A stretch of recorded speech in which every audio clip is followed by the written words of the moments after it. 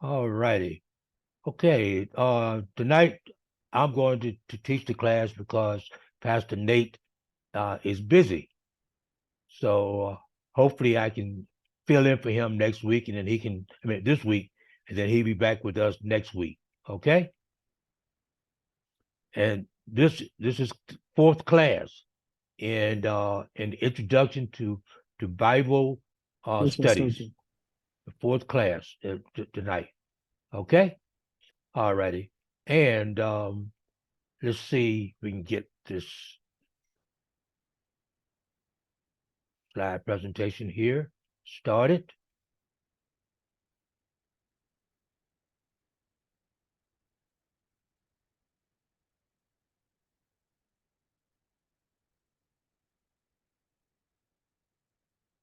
Okay, can we see that?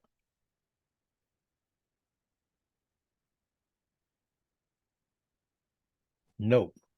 No, we cannot. Okay. Okay, let me try it again.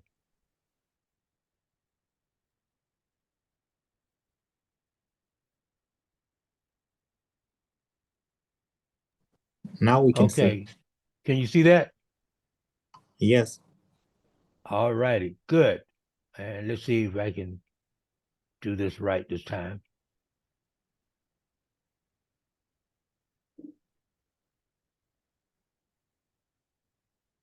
Okay, we still with me? You still see it?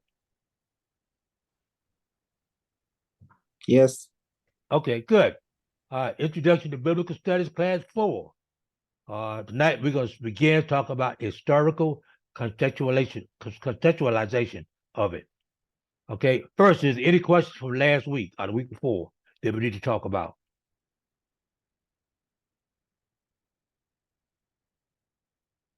Okay, here none. Uh, Tonight we're going to again look at the historical, cultural, and religious influence that shaped the Old Testament era. We're going to try to explain the influences for you and the importance of it in understanding the Old Testament. Okay? All right. Now, understanding that you as a postgraduate student need to have a better understanding of how to translate or interpret scripture. And you do that, as we said before, by making sure you understand who said it, when it was said, why it was said, and how that was based upon that time and how we can use it now. Okay? All right. So again, we're going to look at when it was said, why it was said, who it was said to, who wrote it, and what was happening during that time, and how it impacts us today. Now, starting off with the Old Testament, we need to understand that it is what we call the Abrahamic religions: Judaism, Christianity, and Islam. All three major religions see Abraham as the father of their religion. We need to make sure we understand that. So Abraham is the tree, and then there are branches off of that tree, and one branch is Judaism, one branch is Christianity, and one branch is Islam. But all see their ties back to Abraham. We good there? Yes. Not really. Not really? Okay, that's what I want to Not ask. from my side. Yes. Yes, Okay, let's try Pastor it Joe. again. Just for clarification. Yeah. Excuse if my background is a bit loud. I'm on transit. So my question is just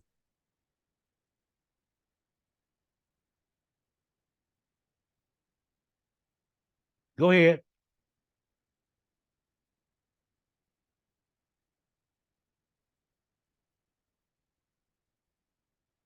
Just so I don't hear you.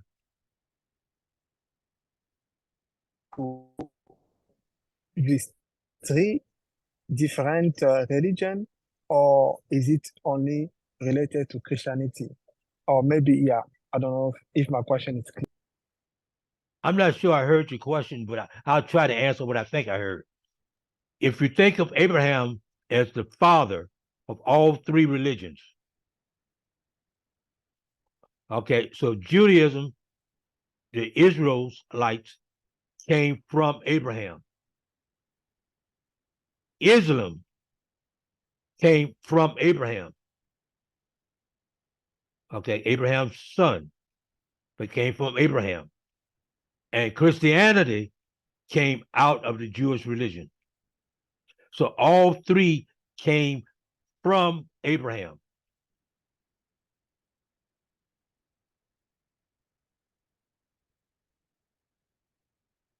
Okay? Uh, not really. You're cutting Sorry, out. but it's okay. We can continue. I'm sorry, you're cutting out. Say again. Oh, I'm saying I'm not really satisfied, but it's okay. We can proceed. Okay, let me try it one more time. Make sure.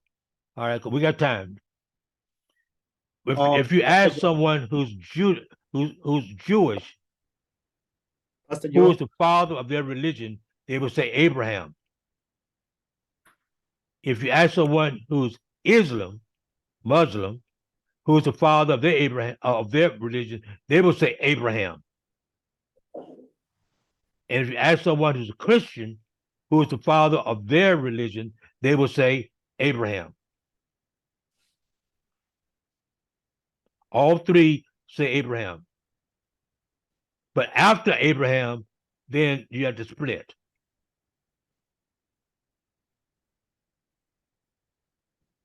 Okay?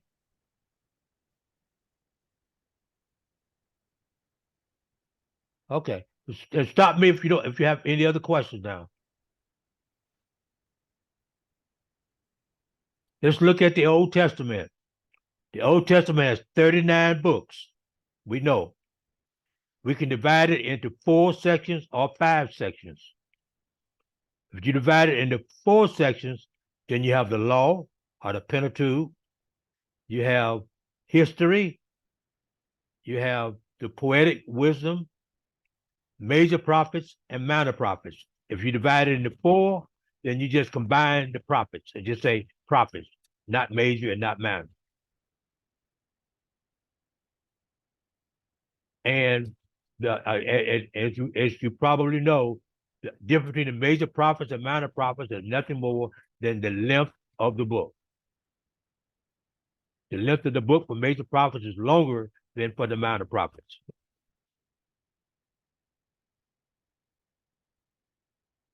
The books are not divided in chronological order.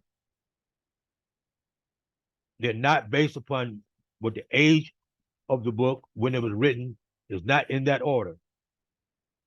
The books are written in the order that we have here.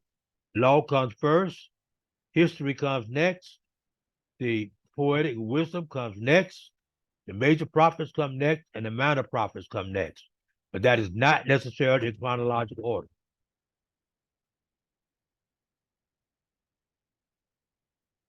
And if you think of the oldest book, then most people will say that Job is the oldest book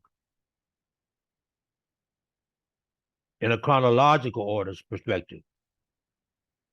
You can think of Genesis, but you only think of Genesis from the creation. But then after chapter 11, after Noah's flood, then the rest becomes Abraham, and Job was considered to be before Abraham. Not written before Abraham, but the time of the period that it covers is prior to Abraham.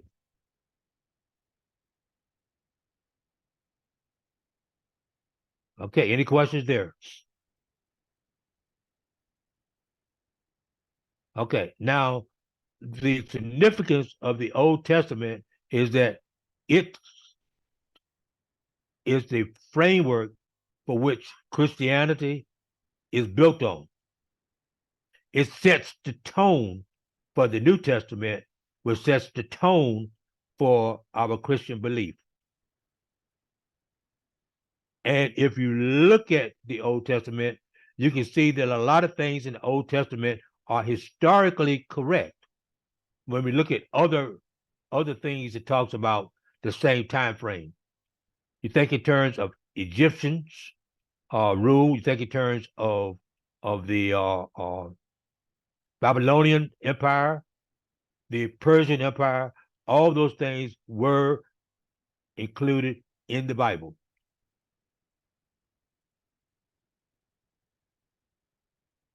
And then its impact on literature, art, and culture is just remarkable. The number of books that have been written about the Bible that we take as literary genius writing, the art that comes along with it, and this discusses the culture. What was the culture of the folks who lived in the Old Testament compared to the culture of people who lived in the New Testament compared to the culture of the people who live today? We use the Bible as a reference for that, especially the Old Testament. So the Old Testament is very important to what we're trying to do when we talk about learning how to study the Bible. We cannot ignore the Old Testament. Now, what you find interesting enough sometimes is that ministers will have sermons, and his sermons will primarily come from the New Testament and not the Old Testament. And I think that's a fallacy. I think it should come from both. In fact, when I try to preach, speak, I try to bring something from the New Testament and something from the Old Testament that correlate with each other.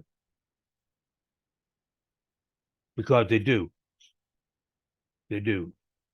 Now, certain things were written in the Old Testament that were directed toward people at that time, but we still can learn from it. So it's not directed to me directly, but I can learn from it by studying the Old Testament or the New Testament for that matter. Okay? Any questions there? Yes, Pastor, I have a question. Yes. You said Job, the book of Job was written before Genesis. Does that? Oh, no. No, I'm sorry. The book of Job was not written before Genesis. The time frame of the book is before Abraham. Oh. Not that it was written before, but the time frame that it covers is the time before Abraham. It's the time between Adam and Eve and Abraham. Okay. Then, sorry, the next question now is Job older than Abraham? Yes. Yes. Yes. Okay, but we cannot have his history as we have history from Adam up to Abraham.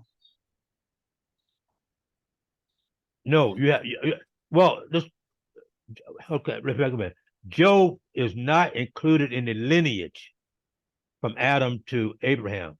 He's not included in the lineage. So you're not going to find his name and say Job was begotten by a father who's begotten by another father that's begotten by another father. You're not going to see that. Job is not in the lineage of Abraham. Job came before Abraham. But not in the not as a lineage, just a person. Okay. Thank you. Okay? Yes, thank you. Okay. And again, it's not that the book of Job was written before the book of Genesis. We're not saying that. We're saying the time frame that it covers is before Abraham.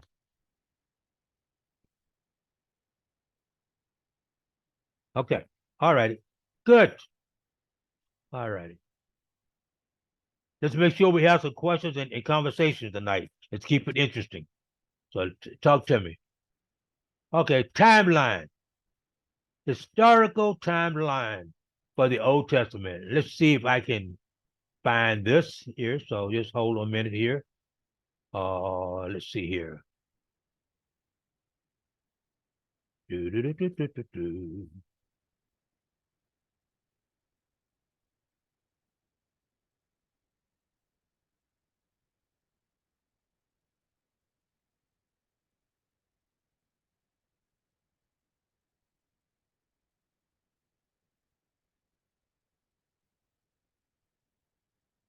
Okay, can everyone see that?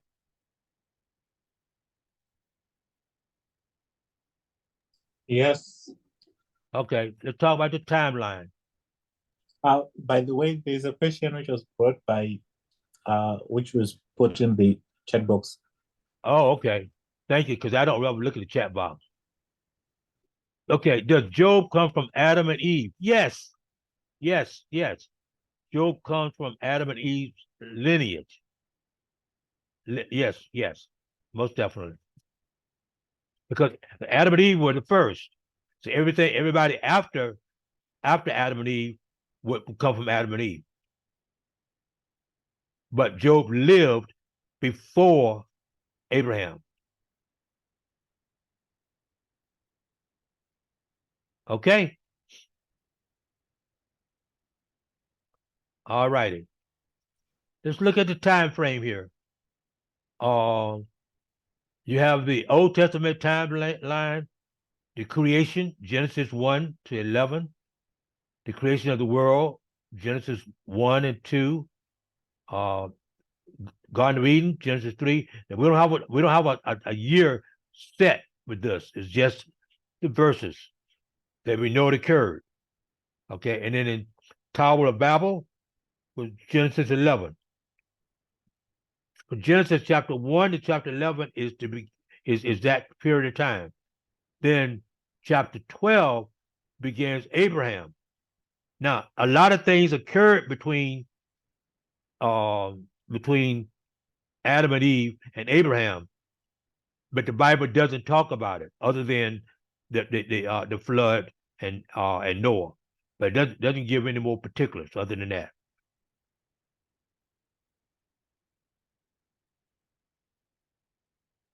Okay. Now, while I'm thinking about it, I was reading something today that really caught my eye.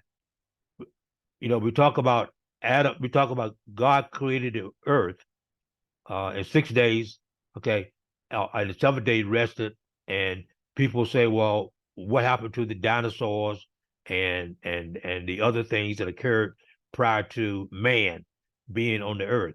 And we've got different opinions as to what that is, okay. But the one thing that this author said was that the Bible is not saying how God did it. It's just saying that God did it. God created Adam and Eve. God created the world as it is now.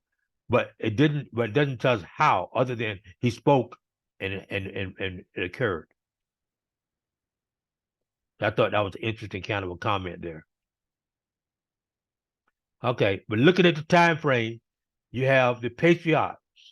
That's Abraham, Isaac, Jacob, 12 tribes of Israel. Those things, okay, occurred. Okay, that's the patriarch period. Okay, and then you have Moses and the Exodus. That's Exodus, Leviticus, Numbers, and Deuteronomy, somewhere around the 14th, 15th BC, in that neighborhood. Going further with the timeline, then you have Joshua, Judges, and Ruth. That time frame, and that was somewhere around the 13th century BC. Okay, then you have the monarchy. That's David, Solomon, Saul. Okay, that occurred somewhere around the 1100, somewhere around 1100 BC. All right, and then you have along with that Samuel, 1100, 10,000. 1000 BC. Okay. Then you have the divided kingdoms, where the North and the South became two different countries instead of one, as was prophesied, and that occurred in the 900 BC to 700 BC in that general area. Then you had the Babylonian exile period, which is around 500 BC in that neighborhood. Okay. And then around 400 BC, you have what we call the intertestamental period, where the Bible doesn't say it is quiet. The Bible is quiet during that time, and that's the time between the Old Testament and the New Testament. The New Testament started somewhere around year 3, year 4 after Christ, AD. Okay, any questions there?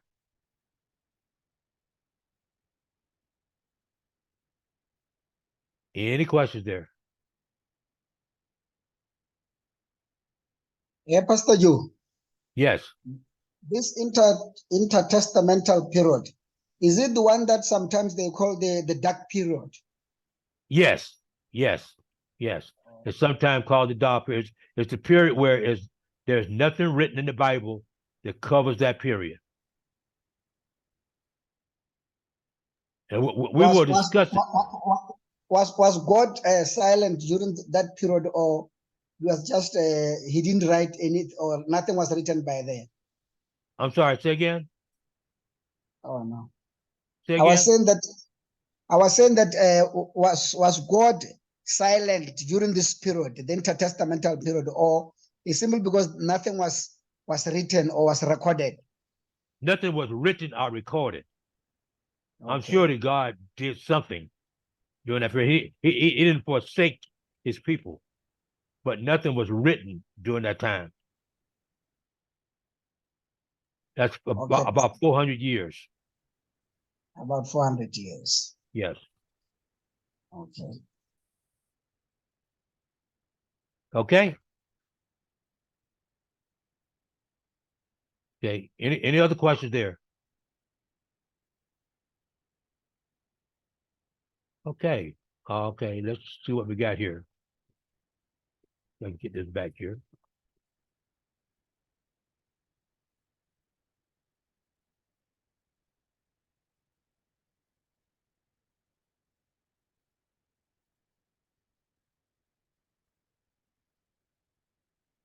Okay.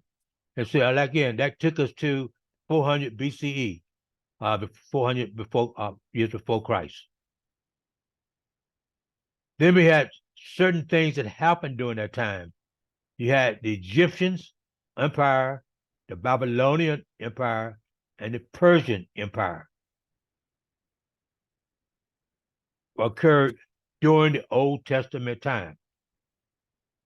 The Egyptian Empire, as we know, that was Joseph and the children of Israel being slaves in Egypt, and Moses then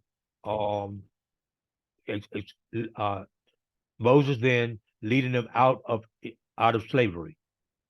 Okay. You have the Babylonian time, which was the time of Daniel. Okay, when when King Nebuchadnezzar destroyed the temple. And then you have the Persian time, and Esther was during the Persian time. Nehemiah was during the Persian time. Ezra was during the Persian time. Now, it goes back to what I said earlier about not being chronological order, because the Persians defeated the Babylonians. And because of the Persians, the temple was rebuilt by Nehemiah and during Ezra's time. Any questions there?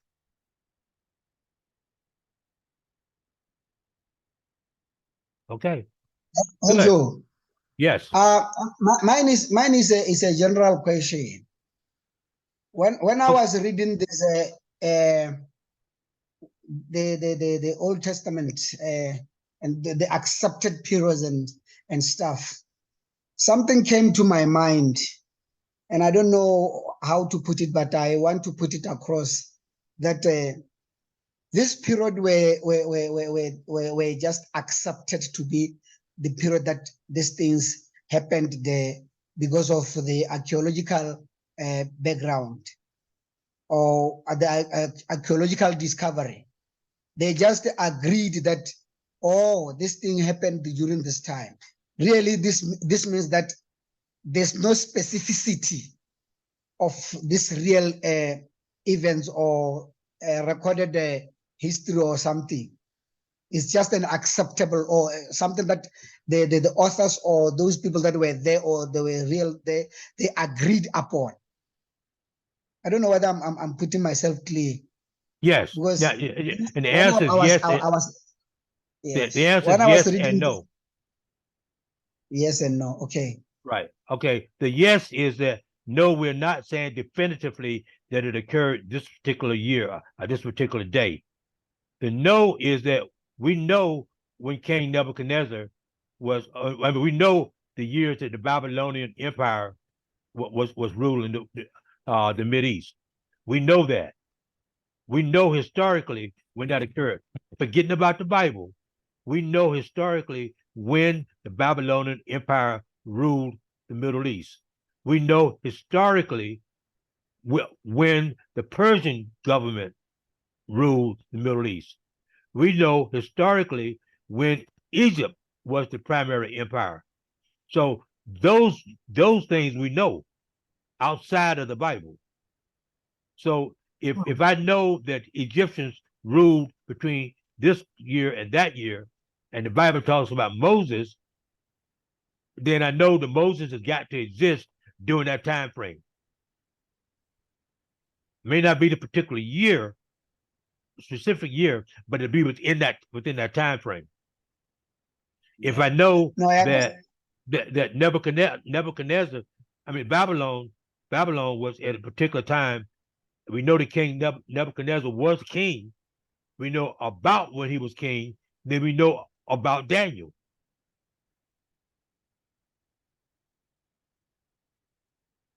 No, I understand. I understand when you come from that perspective.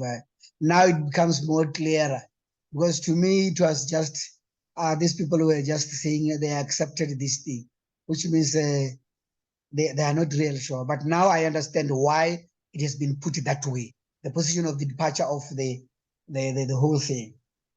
Right. I Good. understand that. No, this is because this guy was there during this period. Right. But you cannot specifically talk about the real dates. Right. Right. Good. Good. So if someone asks you that question, you'll be able to answer it. Definitely. Good. Good, good, good. That's what this class is all about. Okay. Now we've talked about the history of Old Testament in general, and we talked about the time in Genesis, which was again Abraham, Joseph, Isaac, that group. And now the next group we're gonna talk about is Exodus. Exodus 1 to Exodus 15. This chapter 15, this covers the time that the children of Israel were in Egypt as slaves. Okay? And it talks about Moses. The interesting thing about Moses is that Moses lived how long? How many years did Moses live?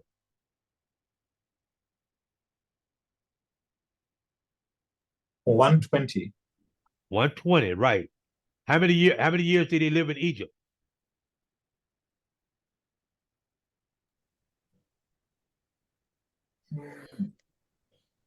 I think 40. Right, 40, yeah. 40. Basically 40 years. Okay, how many years was he out of Egypt and got married and all those kinds of things. 40, 40, right. And how long was he with the children of Israel and headed toward the promised land? 40, Right. There you go. That's it. So you can divide up his life into those three sections. Section where he was living in Egypt, section where he lived outside of Egypt, and then the section where he was leading the children of Israel.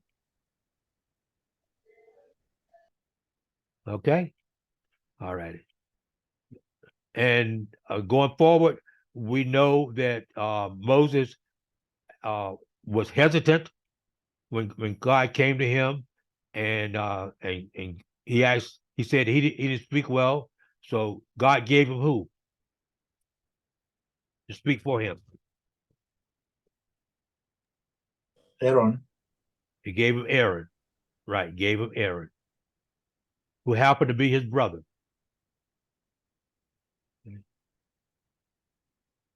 And then we have the story of the 10 plagues, of which the 10th plague was the death of the child in the home, and the Israelites were put blood on their door, so that the angel would go past them, and they still practice that today. That's the Passover. The Passover is still celebrated by the Jewish population today. And some people say the Christians should celebrate as well. Okay. But certainly the Jews, that's a major celebration, the Passover. Okay, any questions there?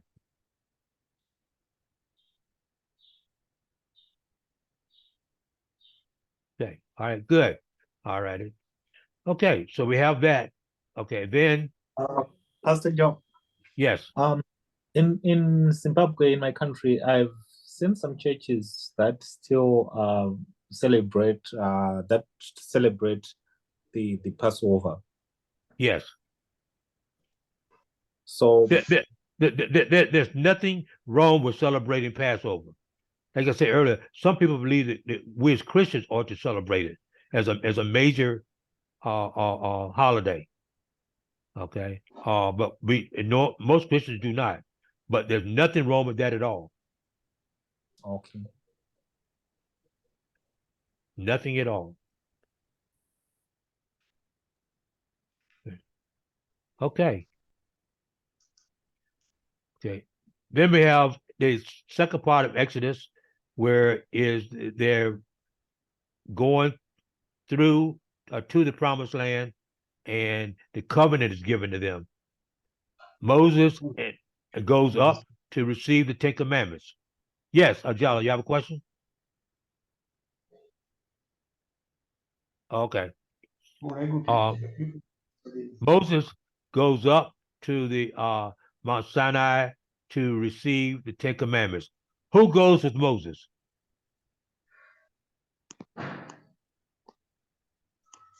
Who goes on the mountain with Moses? Joshua. I'm asking. Joshua. Oh, Joshua. Okay, good. Yes, Joshua. Yes. Joshua goes up with Moses. All right. And that's important to note. And you say, well, why? What were the children of Israel doing while Moses was up the mountain? They were eating and drinking, worshiping an idol. Right. That's exactly right. Joshua was not with them. And that's important to note, because Joshua was who led them into the promised land. So if he had been with them, he would not have been able to lead them into the promised land. I may not have been able to.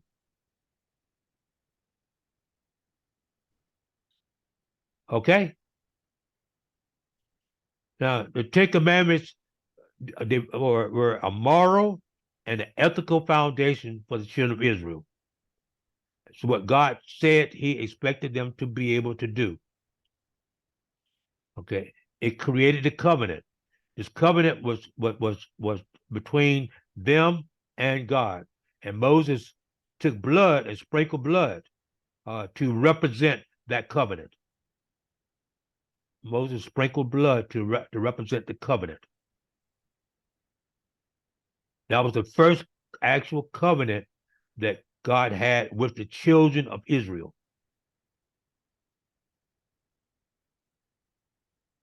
Okay, we good there? Yes. Okay. Yes. Okay. Then we go into the promised land.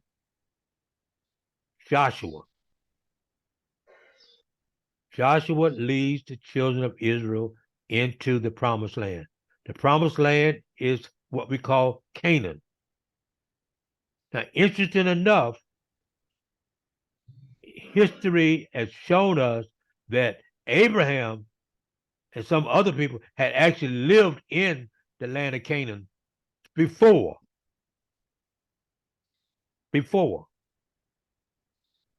And so they were going back to where they had come from. Do we understand that?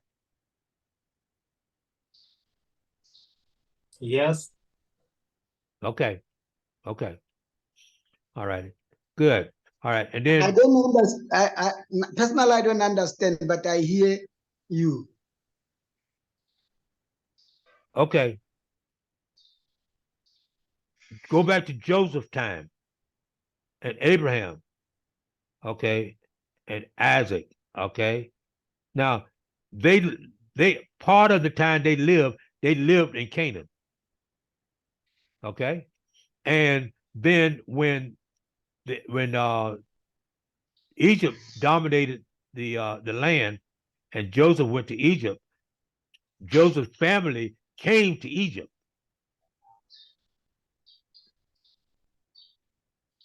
So when they were going back to the promised land, they were returning to the land that they had already been a part of. It wasn't, it was new to them, to the Israelites, to those Israelites, because they have been in Egypt all that time. But it was not new to the Israelite world as a whole. If you understand what I'm trying to say.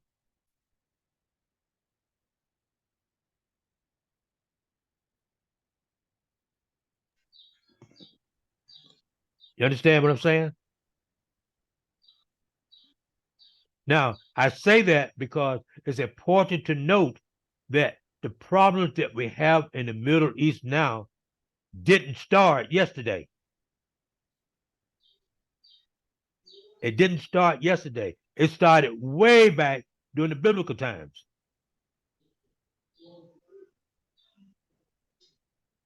And we're going to talk about it more when we talk about the New Testament time.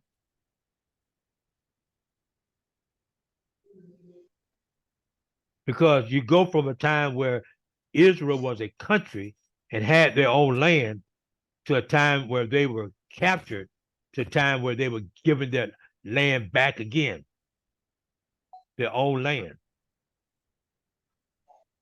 So when we get to it, we talk about it, and remind me if I forget to talk about it, is that during the first part of the New Testament, Israel was actually in Israel where it is now. And Israel was their country.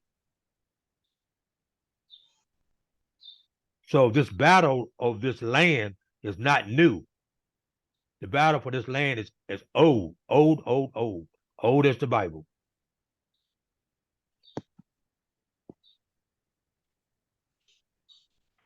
Any questions there?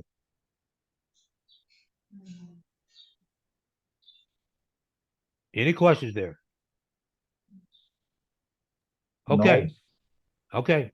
All right. So again, so this land of Canaan is what we call the promised land. It's a central theme in Israel history. It goes from way back to even today. That same issue that same land.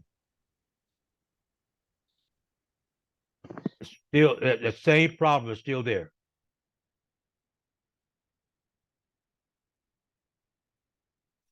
Now, when Joshua went into the promised land, God told him, be strong and of good courage. You also find that in Deuteronomy. Okay. And so we need to use that today when we are trying to figure out what our next step is. When we see a challenge, we need to understand that we need to be strong and of good courage. Which goes back to what I said earlier, is that God did not say be strong and of good courage to me, Joe Summers. He said it to Joshua and to the children of Israel. But I can apply that to my life today because it is true. When I'm facing a Jericho, I'm facing a Jordan, I need to have that same attitude of being strong and of good courage.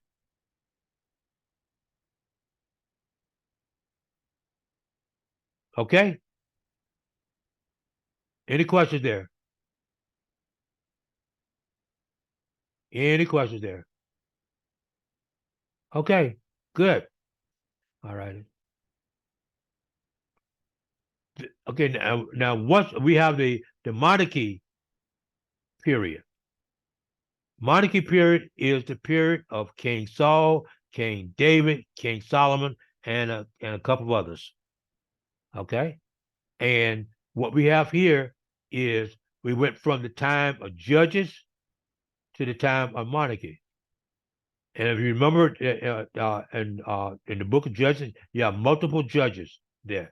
Deborah, Samson, Gideon. There were several judges that are noted there. Okay, and then when the children of Israel decided they want a king, they went to Samuel and said, we want a king. And Samuel said he had a problem with that. And God said, they're not rejecting you, Sam, they're rejecting me. And then you had the reign of Saul and David and Solomon. And at the time that Samuel said yes, he told them prophetically what was going to happen. There's going to be a problem. But they wanted a king anyway. And so God gave them a king. Okay? Okay, any questions there? And we know that Saul lost his kingship because he sinned and he failed to seek seek forgiveness. David, man after God's own heart, David still has some issues that had to be addressed. And Solomon the same. Solomon very wise, had a lot of wealth, but Solomon also fell short. Okay, now one of the things we need to make sure we remind ourselves is that during this time that children of Israel were supposed to be worshiping only one God, they still were worshiping other gods. Some of them were, not all, but some of them were still worshiping other gods. Not just Yahweh. So this was a time where things were changing, but had not completely changed yet.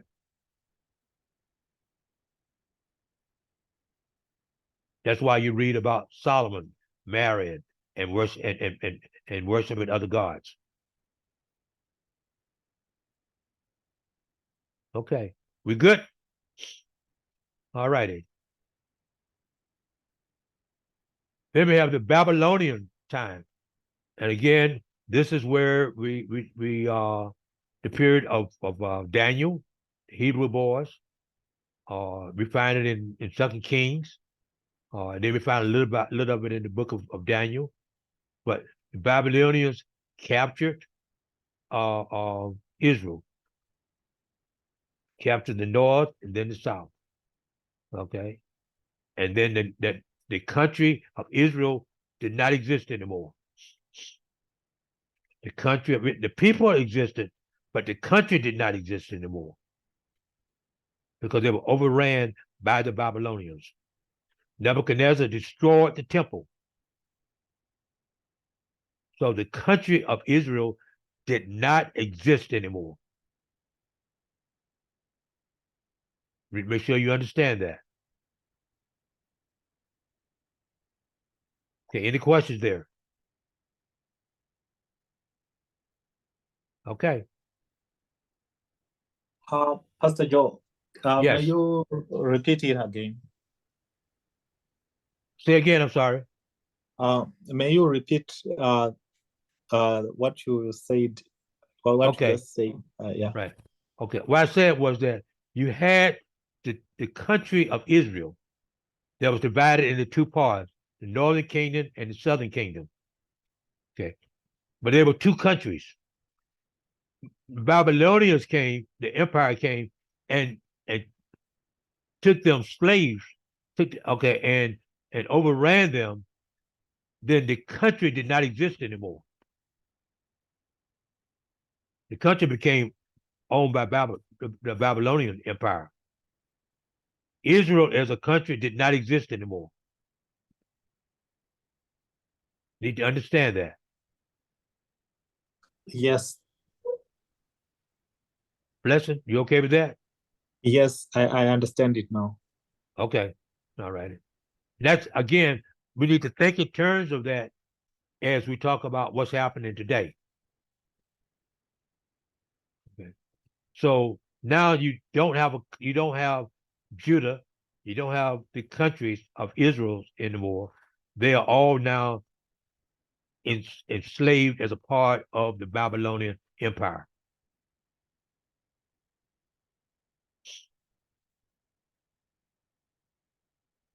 Then the return from exile. Then you have Nehemiah. Nehemiah then goes to, Persia then takes over the empire from the Babylonians. And Nehemiah goes to the Persian king and to Cyrus and says, I want to go back to our land. I want to rebuild our temple.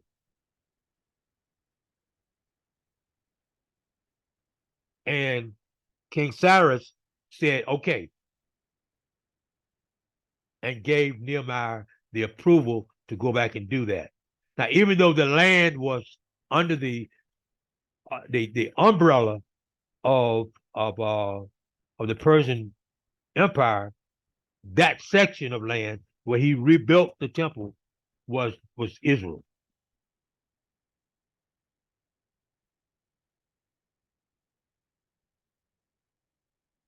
Okay, and they rebuilt the temple. The second temple.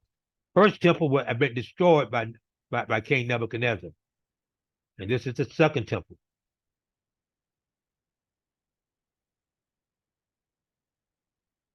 Okay? Any questions there? We good? All righty. Again, you find that Nehemiah and Ezra talk about that. Okay. Now, around Israel, around the country of Israel, yeah, Mesopotamia, Egypt, Canaan cultures, all those things were affecting Israel. So Israel, even though they were a special group of people, they still were impacted by what was around them. Okay, so you see that in the Old Testament. You see that in the Old Testament. The reason why Daniel was written in Aramaic and some of Ezra is because that's who ruled the world at that time. That's who ruled the world at that time. So you find those things there. Now you see that on the slide says the development of monotheism. up to going back to what I said earlier, going up to this time, even though God was present, some people in Israel were still worshiping other gods because everybody around them had gods. So even though they had the Yahweh, they still had other gods that they were worshiping. Some, not all, but some.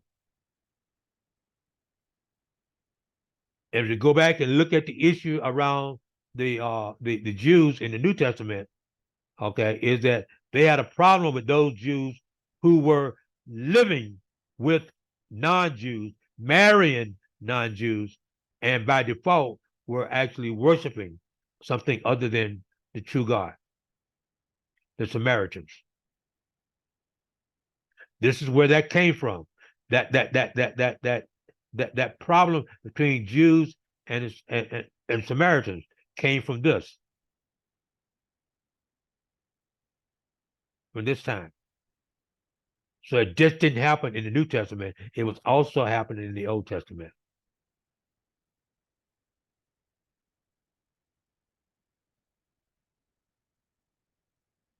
Okay, we good? All righty. I'm confused. Yes. I'm trying to digest. Maybe it's because when I read I read this word monotheism. I Yes. thought maybe it means or it referred to maybe one ethnic group or something, but I don't know. But I really got confused when I Okay, read no. it. Monotheism means one God. Oh, one God. One God. Okay. Yes. All right. Mono being one. One God. Yes. Okay. That's what that Okay. means. Okay? Good. I'm okay. All righty. And then you have the role of the prophets in the Old Testament. And you know the prophets, Samuel and Isaiah, Jeremiah, Daniel. Okay. Those prophets were delivering the message from God. Okay. And they were teaching one God. They were teaching one God, not multiple gods. And as they continued to teach one God, more and more of the Jews began to believe in only one God, Yahweh. But this was a over a period of time when they went from multiple gods to only one God. It was not overnight.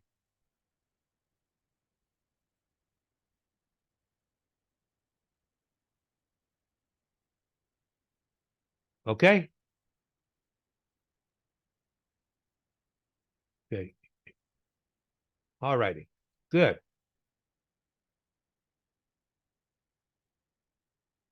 Then let's talk a little bit about the wisdom, because we haven't got to yet. The wisdom literature, Proverbs, Ecclesiastics, and Psalms are poetry and wisdom. Poetry and wisdom. Psalms is more poetry. Proverbs, Ecclesiastes is more wisdom. Excuse me. And then you also have a couple of other what we call wisdom books as well. Okay, but basically you have Psalms, which is exactly, we call it songs, songs. Okay, but it's still revered by the Jewish community today. And oftentimes in the Jewish church, Jewish synagogue, they would just read from the book of Psalms. No preaching, no nothing, just read. That was the importance they placed on it. Psalms had prayers in it. It has talks about faith. It's poetry. Okay, the Psalms are very important to the Jewish faith, and also because a significant amount of Psalms was written by David, and David is considered to be some say Solomon, but most say David was considered to be the greatest king of Israel.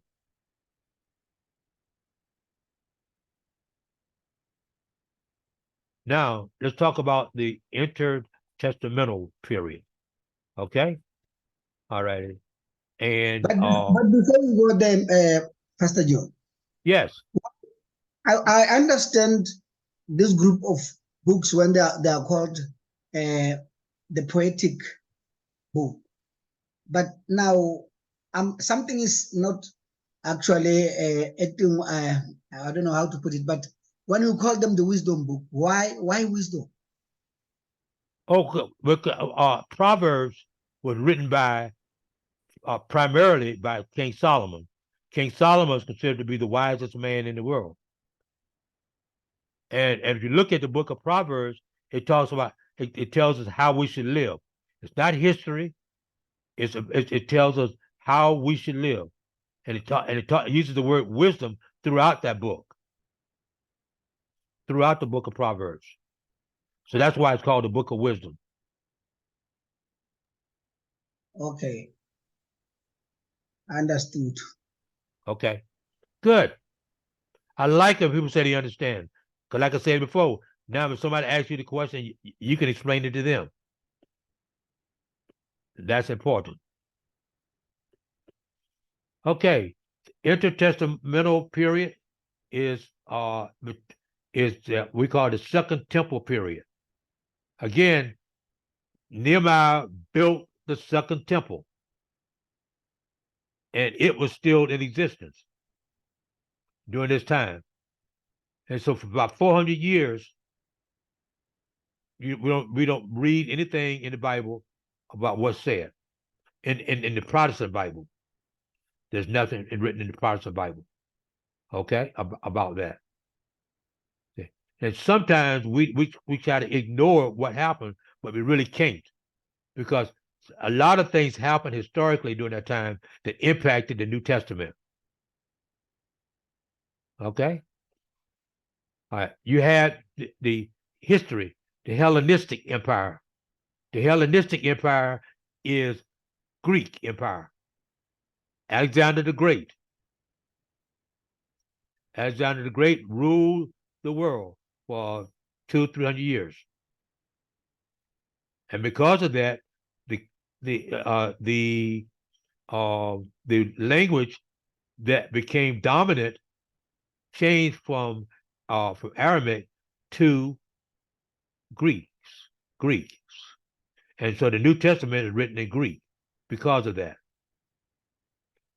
Now, it wasn't written in Rome's official language was Latin. But Latin was not a language that was spoken a lot by a lot of people. It was a written language, but not a spoken language as such. Unlike Greek was a written and oral language. I remember when I was in high school, we had to choose which language we were going to learn, which foreign language we were going to learn. I chose Latin. A lot of other people chose French or Spanish or German. But I chose Latin because a lot of the words in English come from Latin. And if you look at, and at that time, I wanted to be a lawyer. So everything legal was what came from in Latin. So that's why I took it. Then I found out that I probably should have done something different. But it was okay. Okay. But so that's the Hellenistic Empire. When Alexander the Great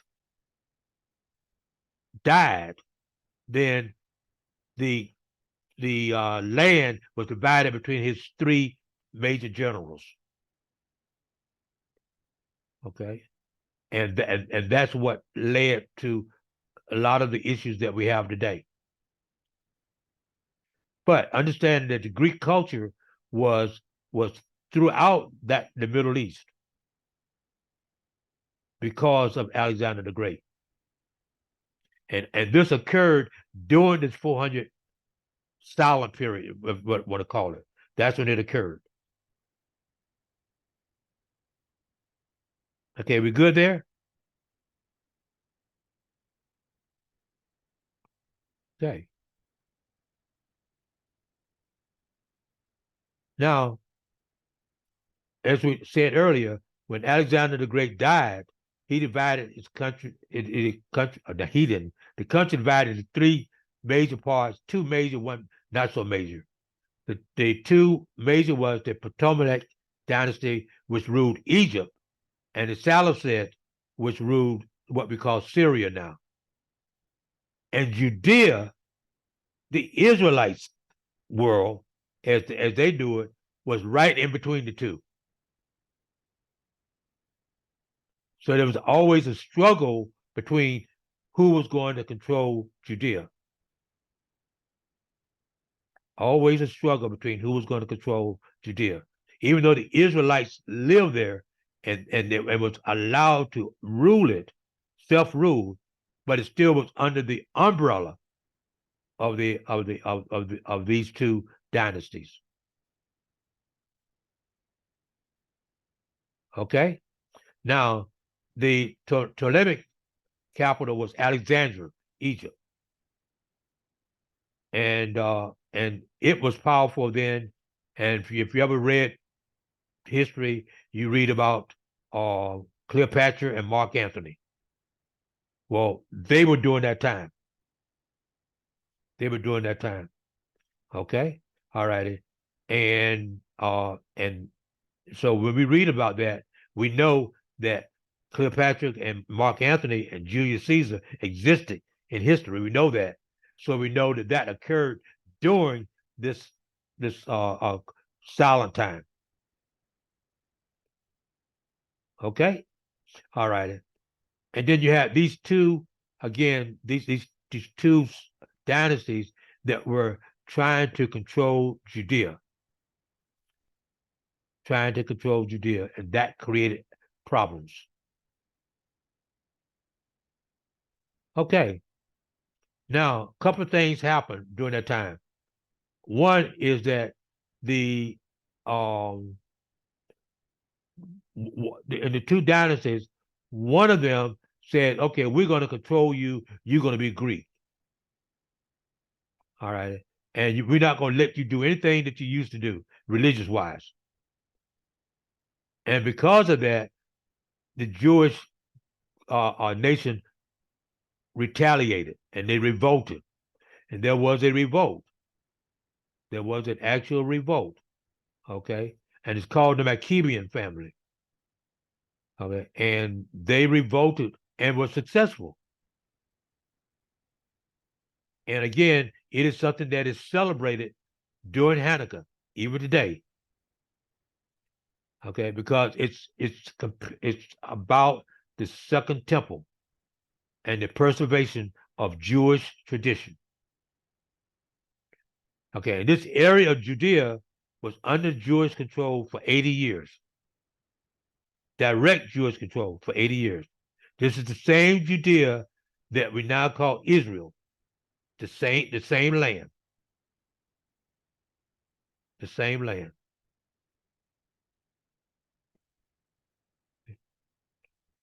Then you had the Hasmoneans, who their problem was that they wanted to be king and priest. So they tried to set themselves up as priests of the Jewish community, and the Jewish community as a whole said no. You have to be from Aaron's family, a Levi, to be a priest. And they fought because of that. And because of that, they lost control of Judea. That infighting caused that problem.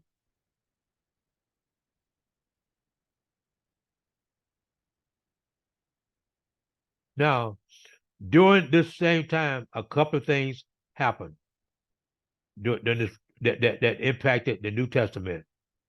First is that you again Julius Caesar and Augustus. We know in history, we know what happened to Julius Caesar, and we know what happened to Augustus. Okay, and so we know again, going back to what we said earlier, is we know that these things actually occurred. and they are noted, even though they are not noted in the Bible. But the time that it occurred is the 400 years that the Bible is silent.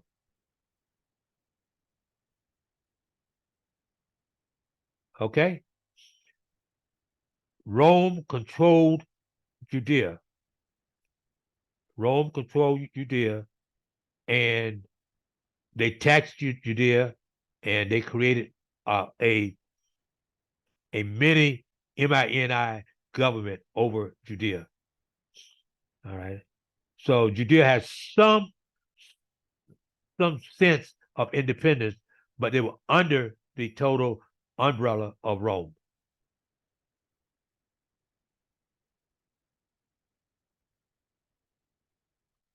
Okay. During these 400 years, we have the different sects, SECT, of Jewish folks became prominent. Let's see here. Okay, you had the Pharisees, and we've read about the Pharisees a lot of times in the Bible. Pharisees became the prominent Jewish sect, okay, during this time. They believed in strict interpretation and adherence to the Jewish law, the Torah. Okay? All right. They also believed in oral traditions, which is the Talmud. And we talked about the Talmud is very similar to the Torah. The Torah is written law. The Talmud is oral law. But with the Pharisees, it's one and the same almost.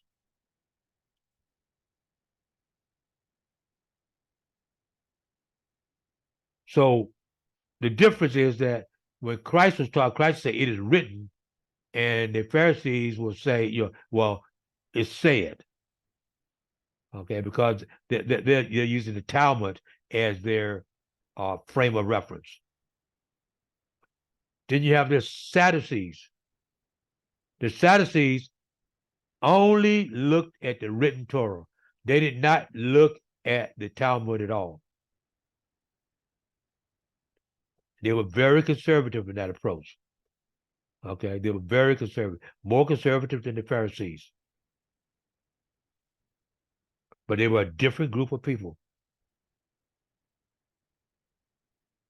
And then you have the Essenes. The Essenes were people who lived by themselves. They didn't want anything to do with anybody. Okay.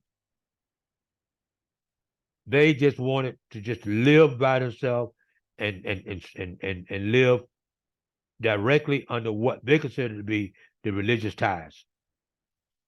And if you ever heard of the term Dead Sea Scrolls, the Dead Sea Scrolls were probably written by this group of people.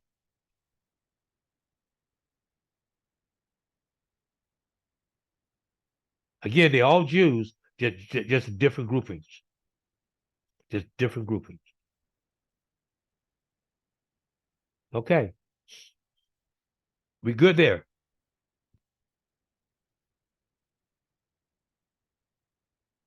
Okay. Then we have the development of synagogues. Remember now, in the Old Testament, there was no such thing as synagogues. In the Old Testament, it was the temple. And people would travel to the temple from wherever they lived. They would travel to the temple to do what they had to do. But when the temple was destroyed, then they began to think in terms of synagogues. And even though the second temple was built, they still then created synagogues. A synagogue is like a church in the community. So instead of going to the temple, they went to the synagogue. That was the beginning of synagogues. And we know in the New Testament, Christ taught in the synagogue. Paul preached in the synagogues. Synagogue is nothing but a church, for lack of a better term. Okay. But it's not the temple. Not the temple. Okay. And it's again, it became important because people could not travel as freely as they could in the older days to the temple. So they found a substitute that was very acceptable to them, which was the synagogue. And again, they didn't have priests. I mean, yeah, I'm sorry, they didn't have not priests, they didn't have the prophets at that time. So therefore the prophets were at the temple. So they didn't have prophets, so there was no reason for them to have to go to the temple to see prophets. Synagogues became their church. And what we as Christians used to call church was influenced by the synagogues.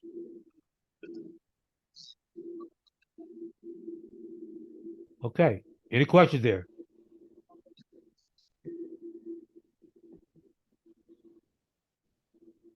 Okay, then you have this Septuagint.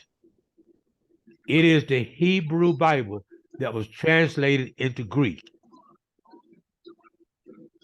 It was translated, okay, in Alexander and Alexandria, Egypt, during the Greek reign. It's one of the oldest texts that we have of the Bible, as the Old Testament. So instead of saying the Bible or saying the Old Testament, the Jewish do not say that.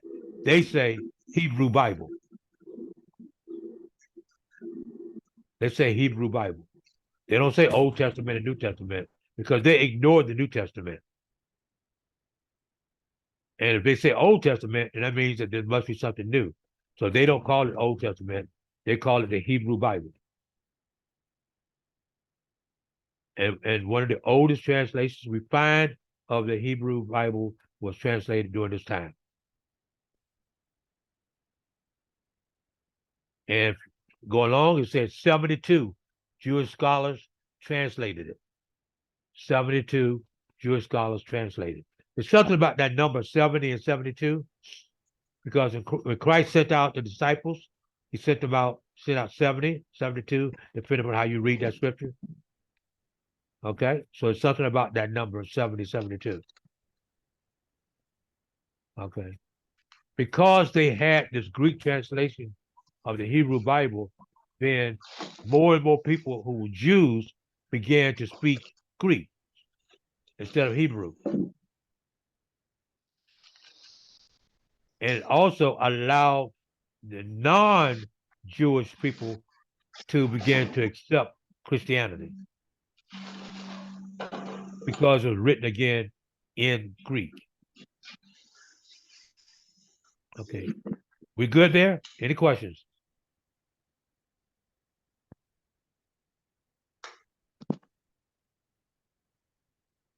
Okay, now another part of this 400-year period of time is, who is the Messiah? Who is the Messiah? When is the Messiah going to come? And so this gave root to disagreements in the people and who was going to be the Messiah.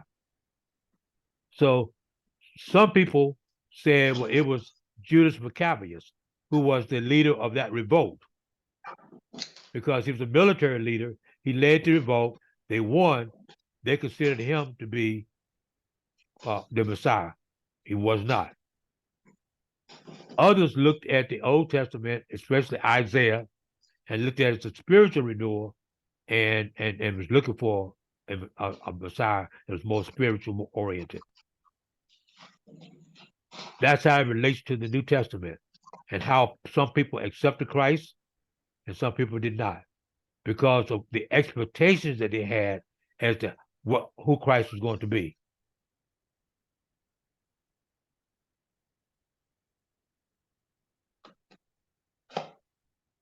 We good there? That created a problem. That created a problem.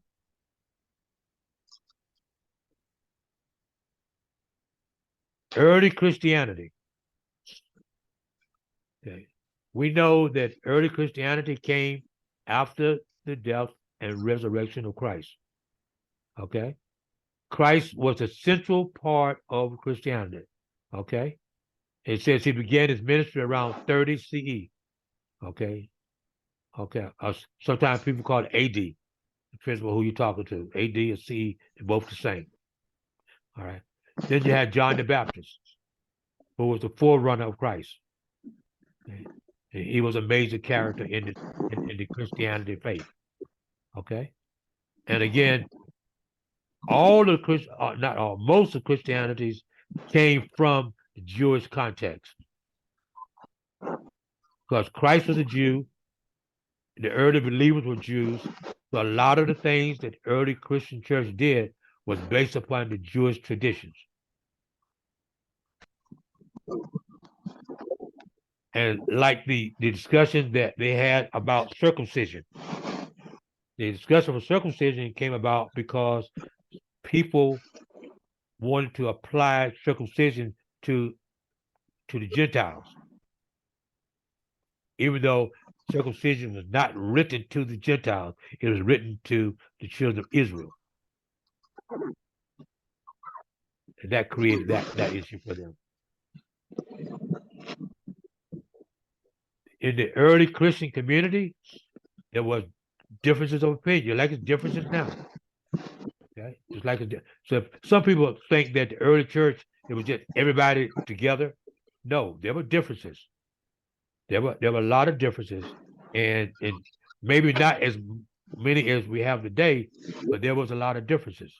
Okay, why did Paul have to write these letters? Paul wrote the letters because people disagreed on certain things, and he wrote the letters trying to bring unity, or at least an understanding of what things should be. The early Christian church began in Judea, Jerusalem, and then it spread to the Galilee, Samaria, and other parts of the Roman Empire. And the reason why it could is because Rome had a road system that no other empire had. And also they had the Greek language, which was the same as everybody. Everybody was speaking Greek. All right, for the most part. And then you had the early efforts of missionaries like Apostle Paul that created this Christian community.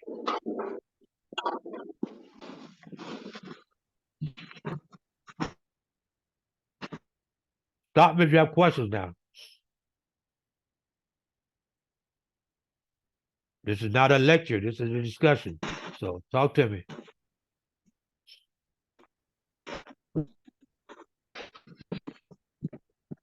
Okay. All right. Now let's talk about the early Christian writings. You had letters and epistles. The letters were written directly to a person or to a church, as we talked about before. Those are letters. Paul wrote letters. The epistles, as we make the distinction, was written to the general public. Now, some people group them all together under epistles, and that's okay. Okay, but that's the distinction that we want to make. Okay. So Paul wrote letters to the Church of Rome. He wrote letters to the Church of Corinth. He wrote letters to a letter to Timothy. He wrote letters to Titus. Peter did not write a letter to anyone. His was a general overview of issues that he saw as important. Okay? All right. Any questions there?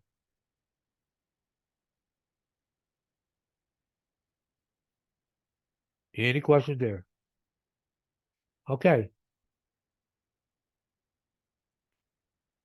As the Christianity grew, it became to be completely separate from Judaism.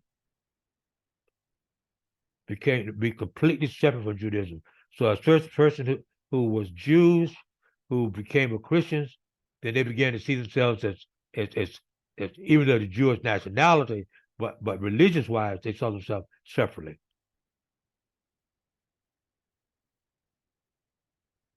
Okay. All right. And then you had things that they began to do that Jews did not do, like the Lord's Supper. Jews do not do the Lord's Supper because they don't see Christ as the Messiah.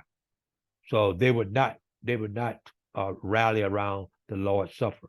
Christians do. Christians were persecuted early, okay, because they were distinct. They were persecuted by the Jews, like Saul, and they were persecuted by the Romans, by both groups. They were persecuted by, and they became martyrs. But during this time, the church grew. The church continued to grow and added more and more Gentiles. Added more and more Gentiles. As Paul went out and planted churches, he was planting churches not with Jews, he was planting churches with Gentiles.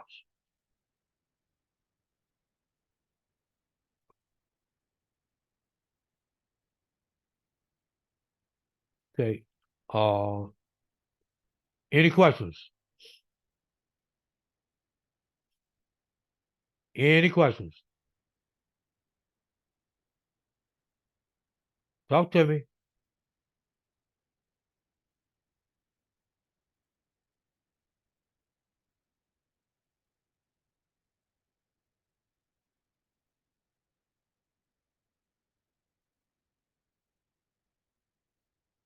No questions?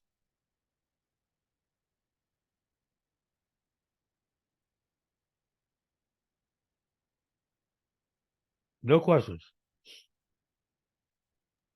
All righty. No questions on my end. Okay. All right. Good.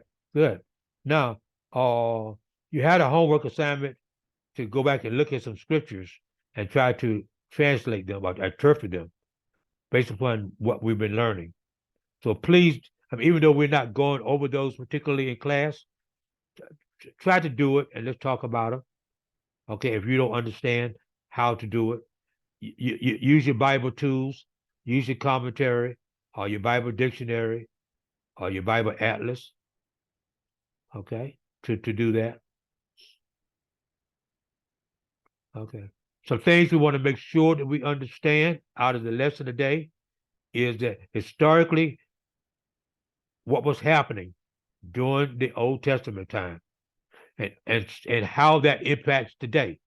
And I keep going back talking about the argument and the fighting in the Middle East now between Israel and the Palestinians is nothing new. The country Israel is nothing new. There's a reason why after World War II, Israel was given that land. Whether we agree with it or not, there's a reason why, and it's a biblical reason why. You need to understand that.